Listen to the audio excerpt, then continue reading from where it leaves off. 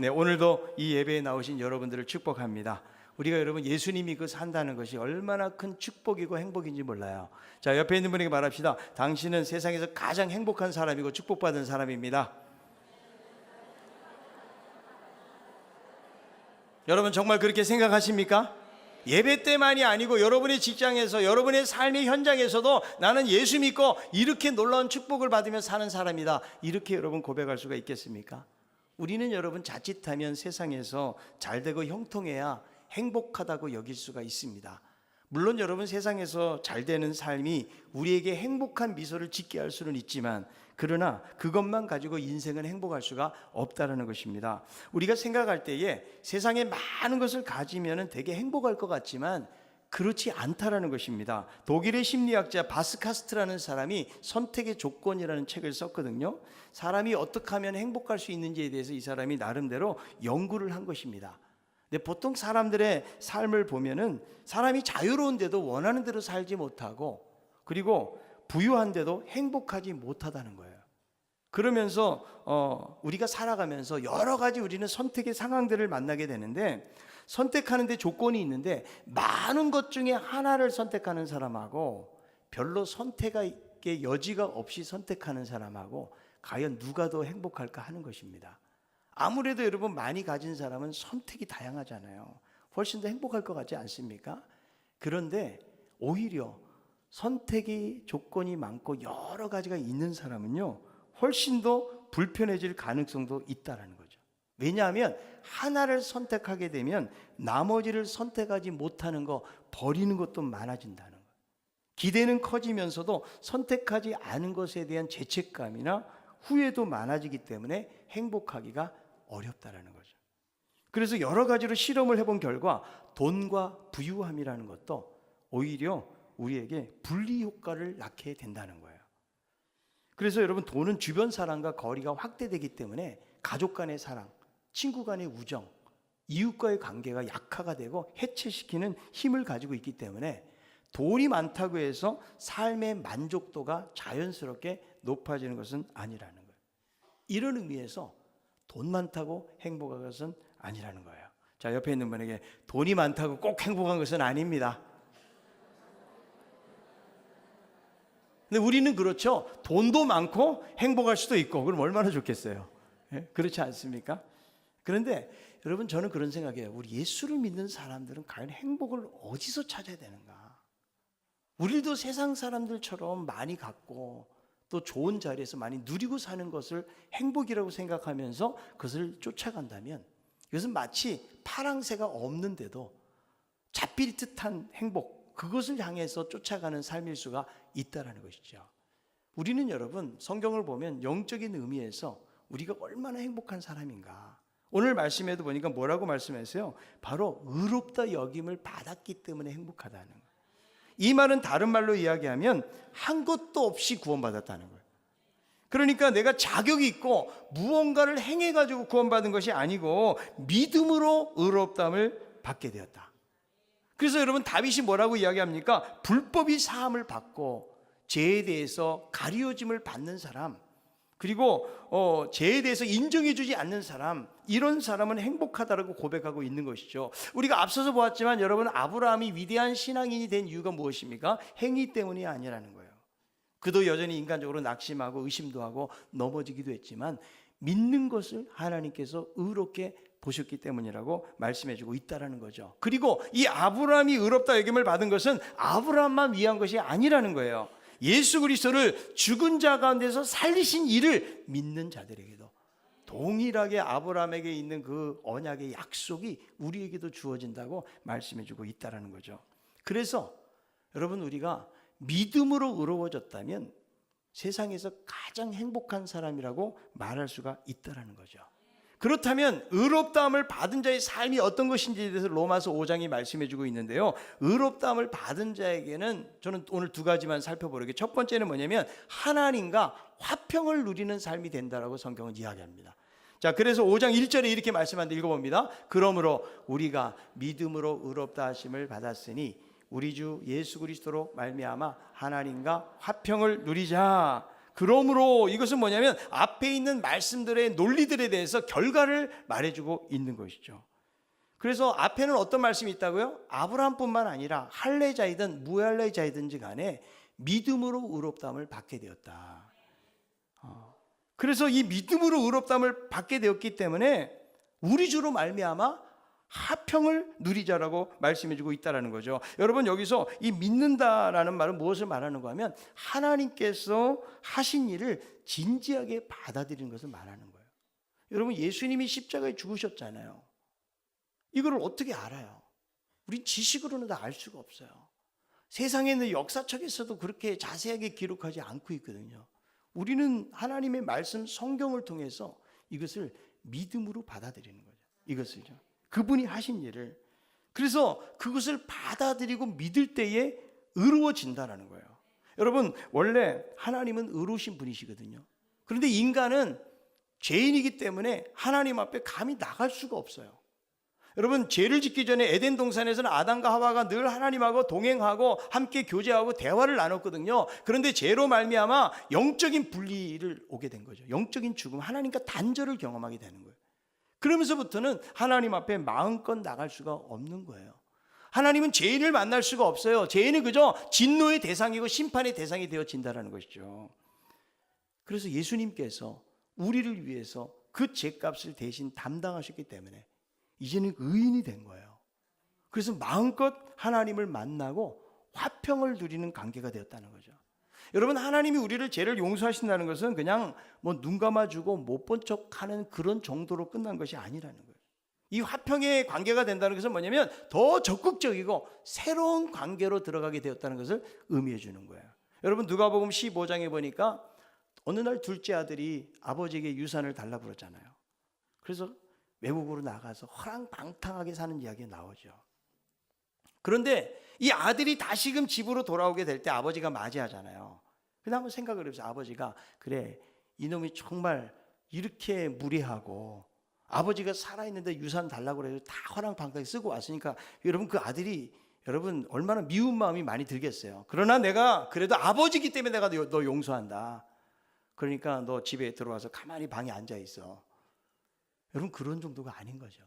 그렇다면 이 아들은요, 늘 아버지를 볼 때마다 죄송스러운 마음이 들고 동네 사람들 볼 때도 고개를 들고 다니지를 못하는 거예요.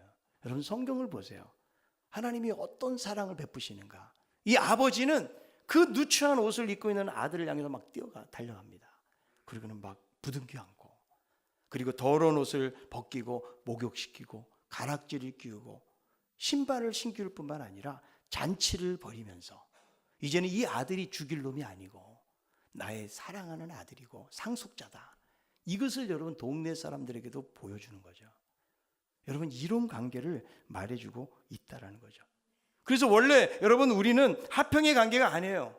원래 하나님은 우리가 진노의 대상들이었기 때문에 그래서 하나님의 심판을 받아야 될 사람들이거든요. 그런데 예수 그리스도로 말미암아 더 이상 반목이 없고 더 이상 가로막는 죄가 없다. 관계가 완전히 회복이 된 것이죠. 그래서 화평의 관계가 되었다는 거예요. 여러분, 당시에 로마가 힘으로 세상을 정복하고 다스렸잖아요. 그래서 이것을 팍스 로마나라는 말을 합니다. 라틴어로. 그러니까 로마의 평화의 시대를 지칭해 주는 말이에요. 한 150년 정도를 그렇게 이야기를 하는 거죠. 그런데 여러분, 로마가 전쟁을 하고 정복 전쟁을 해가지고 그렇게 힘으로 다스릴 때에 진정한 평화가 왔냐는 거예요. 여러분, 거기에는 평화가 없어요.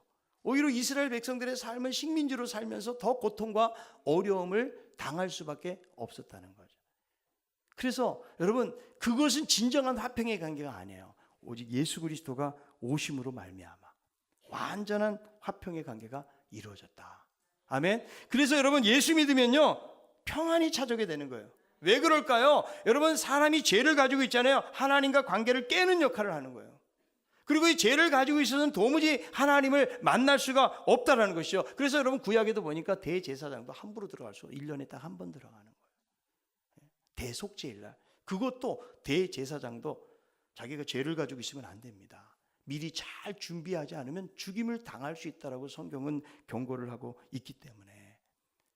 그런데 이제는 우리가 그리스도로 말미암아 하나님 앞에 마음껏 나아가는 화평의 관계가 되었다는 거예요. 아멘. 자, 에베소 2장 13절 14절 한번 읽어봅니다. 이제는 전에 멀리 있던 너희가 그리스도 예수 안에서 그리스도의 피로 가까워졌느니라. 그는 우리의 화평이신지라. 둘로 하나를 만드사 원수된 것 곧 중간에 막힌 담을 자기 육체로 허시고, 여러분 여기에 보니까 전에 멀리 있었다는 거예요. 전에는 심판의 대상이었다는 거예요. 하나님의 진노의 대상이었다는 거예요. 멀리 떨어져 있었는데 예수 그리스도 안에 그분의 피로 말미암아 가까워졌다. 그래서 관계가 완전히 회복되어 가지고 이제는 하나님 앞에 마음껏 나아가게 된 거, 이것이 은혜이고 감사의 제목인 것이죠. 여러분, 어떻게 죄인이요 심판주 되시는 그 하나님 앞에 나아갈 수가 있을까요? 솔직히 여러분, 오늘도 우리가 하나님 앞에 나왔지만 하나님 앞에 나올 때마다 여러분 막 자부심으로 나오십니까? 아니면 죄송스러운 마음이 있습니까? 어떤 마음이 더 있어요? 하나님, 내가 일주일 동안 내 삶을 돌이켜 보니까 말씀대로 순종하며 살기를 원했지만 또 그런 삶을 살지 못했습니다. 하나님, 저는 참 죄인입니다. 여러분, 이런 고백 와서 다 하잖아요. 그런데 여러분 나올 때 보니까 얼굴을 다 들고 나와요. 정말 죽을 죄인이라면 다 얼굴을 숙이고 그리고 그냥 아주 침통한 표정으로 나와야 되는데 그렇게 교회 오는 사람은 거의 없습니다. 여러분, 여러분들이 교도소에 있다고 생각해 보세요. 그 사람들 표정이 밝겠어요? 자기 안에 죄책감과 후회와 죄로 인해서 아마 많은 갈등을 하는 사람들이 대부분 아니겠어요? 그러다 보니까 어두운 표정일 수밖에 없거든요. 거기에다가 그냥 1년 있고 2년 있다 나가면 괜찮겠지만 만약에 사형 선고를 받은 사람이라고는 표정이 어떻겠어요? 여러분, 우리는 로마서 1장에 보니까 다 사형 선고를 받은 사람. 그런데도 하나님 앞에 고개를 들지 못할 사람인데 얼마나 뻔뻔스럽게 나오는지 몰라요. 그 이유가 무엇이냐? 바로 예수 그리스도께서 우리의 죄의 대가를 지불해 주셨기 때문에, 그래서 담대히 나아가게 되고 하나님과 우리와의 관계가 어떤 관계? 화평의 관계가 됐다는 거예요. 자, 히브리서 4장 16절 한번 읽어봅니다. 그러므로 우리는 긍휼하심을 받고 때를 따라 돕는 은혜를 얻기 위하여 은혜의 보좌 앞에 담대히 나아갈 것이니라. 어떻게 나간다고요? 담대하게 나아간다는 거예요. 그래서 우리가 믿음으로 의롭다 여김을 받았기 때문에, 우리가 죄인임에도 불구하고 그 예수님 때문에, 예수님이 죄에 대한 대가에 다 지불하셨으니까 담대히 그분 앞에 나아가게 된다. 여러분, 이게 은혜라고요. 감히 하나님 앞에 얼굴도 들 수 없는 우리들이 말이죠, 어떻게 그분과 이렇게 화평을 누리는 관계가 될 수 있느냐는 거예요. 여러분, 저하고 여러분 친하다고 생각하십니까? 저하고 친하세요? 저하고 밥 먹어보셨어요? 저 목사님하고 친합니다. 제가 목사님 방에 갔더니 커피를 한 잔 대접받았습니다. 아마 커피 먹으신 분들은 상당히 나름대로 그래도 그 방에 가서 목사가 타주는 커피 먹었다고 생각하는 분들이 계실 거예요. 근데 제 방에 있어 보면은요, 항상 문제를 가지고 저를 찾아와요. 뭐 입원을 한다든지 수술을 받아야 된다든지 혹은 문제가 있다든지 상담이 필요하고. 근데 길을 지나가다가 그냥 목사님 얼굴이 너무 보고 싶어서 왔다는 사람은 없어. 사실은 여러분들이 너무 배려하니까 저를 보고 싶어도, 야, 목사님 바쁠까 봐, 나 때문에 시간을 괜히 내는 게 미안해가지고 아마 못 오는 분들도 저는 많다고 혼자 개인적으로 생각하고 있습니다. 그래요? 그런데 여러분, 저희 자녀들은 그렇게 오는 게 부담스럽지가 않은 거예요. 왜? 관계가 달라요. 단임 목사가 아니기 때문에, 아빠기 때문에. 그래서 제 방에 와가지고 먹고 싶은 것이 있으면 먹는 거예요. 근데 여러분들 중에 제가 저 방에 온 분 가운데서 제 서랍을 막 뒤져가지고 맛있는 거 찾아 먹는 사람 못 봤어요, 제가. 이 관계. 그러니까 여러분, 아버지와 아들의 자녀의 관계가 되면 이런 화평한 관계가 돼요. 그래서 마음껏 하나님 앞에 나아가게 되었다는 것이죠. 네. 아멘. 그래서 바로 이런 관계가 되었다라고 이야기해 주는 거예요. 하나님과 화평의 관계를 이루게 되었다. 그래서 여러분, 이 죄인들은 하나님하고 감히 친하게 지낼 수 없는데 예수 그리스도 때문에 얼마나 친하게 지내게 되는지, 여러분, 사람들은 어렵잖아요. 사람들은요, 담임 목사도 어렵고 어려운 사람들이 많이 있잖아요. 그런데 하나님은 어렵지가 않아요. 여러분, 기도할 때 정장 입고 기도하십니까? 누워가지고 그냥 반바지로 대충 옷 입고, 그죠? 그렇게 기도도 하고, 화장실 가서도 기도하고. 이거는 여러분, 도무지 구약 시대는 생각할 수도 없는 일입니다. 그런데 이제는 그리스도로 말미암아 화평한 관계가 되니까, 예수로 말미암아 의로워졌기 때문에 이제는 그런 관계 속으로 들어가게 됐다고 성경은 말씀해주고 있다라는 것이죠. 그래서 여러분, 의롭다 여김을 받은 사람의 첫 번째 삶의 결과가 뭐라고요? 하나님과 화평한 관계가 되었다라는 거예요. 두 번째는 뭐냐면 하나님의 영광을 바라고 즐거워하는 삶의 관계가 된다고 성경은 이야기해요. 자, 2절에 있는 말씀을 읽어보겠습니다. 또한 그로 말미암아 우리가 믿음으로 서 있는 이 은혜에 들어감을 얻었으며 하나님의 영광을 바라고 즐거워하느니라. 그래서 이 말씀에 보니까 이제 예수님 때문에 그 은혜에 들어감을 얻게 되었다고 그랬는데, 여기서 여러분 들어간다는 말은요, 왕을 아련하기 위해서 들어간다는 그런 말이에요. 우리가 여러분 어떻게 왕을 만납니까? 우리가 여러분 대통령 만나고 싶다고 청와대 가가지고 지금 대통령 당장 나오라고 그런다고 나옵니까? 우리는 만날 수가 없어요. 그런데 여러분, 우리가 이제는 왕 되신 하나님, 세상을 창조하시고 다스리시고 우리의 인생의 모든 것을 주관하시는 하나님을 우리가 언제든지 만나고 싶을 때 만나게 되었다는 거예요. 여러분, 사람은요, 자기가 누구를 만나냐에 따라서 자기 위치에 대한 상당한 프라이드를 느낄 때가 많이 있는 거예요. 여러분들이 정말 유명한 사람, 우리 여기 중등부 학생들 아이돌 가수, 내가 좋아하는 방탄소년단 만났다. 그러면 얼마나 자랑하고 다니겠어요? 그죠? 우리는 자부심 느낀다 이거죠. 저도 유명한 사람 만난 적이 있어요. 유현진을 만났어요, 제가. 어디서? 엘리베이터 안에서. 아무도 없어요, 다른 사람은요. 그러니까 그 사람은 악수를 해요. 제가 오른손으로 악수했거든요. 오늘 나갈 때는 왼손으로 하도록 하겠습니다. 여러분, 사람을 만나도, 유명한 사람 만나면 자기가 거기에 대한 자부심을 갖지 않아요. 이제는 누구를 만난다고요? 하나님, 세상의 왕 되신 하나님을 우리가 만나게 되었다. 이 은혜에 들어가는 은혜를 얻게 되었다라고 이야기해주고 있다는 거예요. 이게 일단 누구 때문이라는 거예요? 바로 그리스도 때문이라는 거죠. 자, 히브리서 10장 19절 20절에 있는 말씀입니다. 그러므로 형제들아, 우리가 예수의 피를 힘입어 성소에 들어갈 담력을 얻었나니 그 길은 우리를 위하여 휘장 가운데로 열어놓으신 새로운 산이요 휘장은 곧 그의 육체니라. 그래서 예수 그리스도의 피로 말미암아 이제는 그 앞에 담대히 나가게 되었다라는 거예요. 오늘 이 본문 속에서 1절에 보니까 예수 그리스도로 말미암아, 믿음으로 의롭게 된 것도 예수 그리스도로 말미암아라고 이야기하고, 2절에 보니까 그로 말미암아, 이 모든 것들이 다 누구 때문이라는 거예요? 예수 그리스도 때문이라는. 그 예수 그리스도 때문에 우리가 의롭게 되고 하나님과 화평의 관계가 될 뿐만 아니라 그 예수 때문에 이제는 우리가 영광스러운 하나님의 나라를 바라보면서 즐거워하는 삶을 살게 되었다라고 이야기해주고 있다라는 거죠. 여러분, 예수를 믿는다고 해서 고난이 사라지는 것이 아닙니다. 오히려 우리의 신앙의 선배들을 보면 예수를 믿는 그 믿음 때문에 엄청난 환난과 핍박을 당했던 그런 모습들을 볼 수가 있거든요. 여러분, 그들이 이 고난을 이길 수 있는 힘이 무엇일까? 그것은 바로 하나님 나라에 대한 소망이었어요. 하나님의 영광을 바라고 즐거워하는 그 소망 때문에 그 어려움을 이길 수가 있었던 것입니다. 자, 로마서 8장 17절 18절입니다.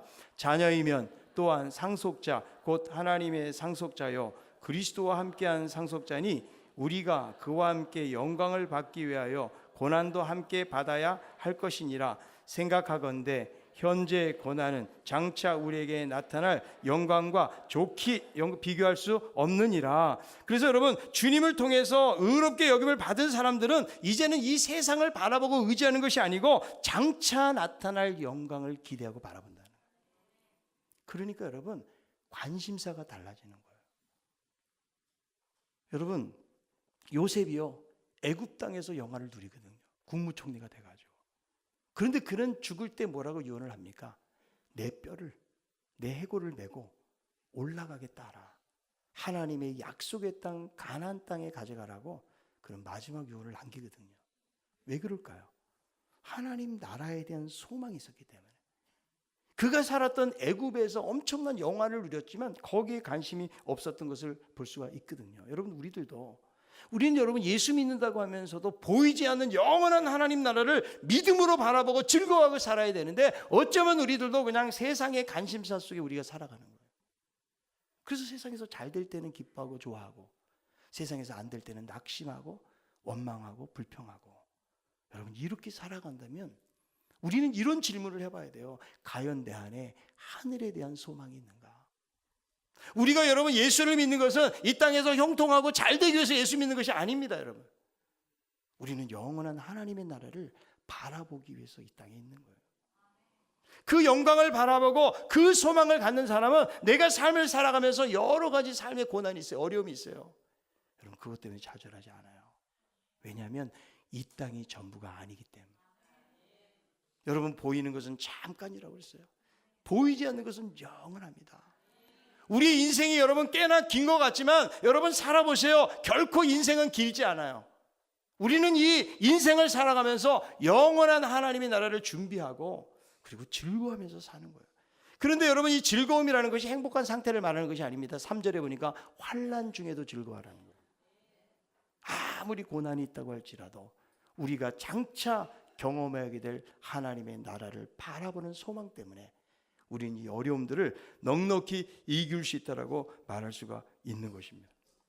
여러분, 삶이 힘들고 어려우십니까? 내 인생은 왜 그렇게 각박하고 힘들고 고난이 많은가?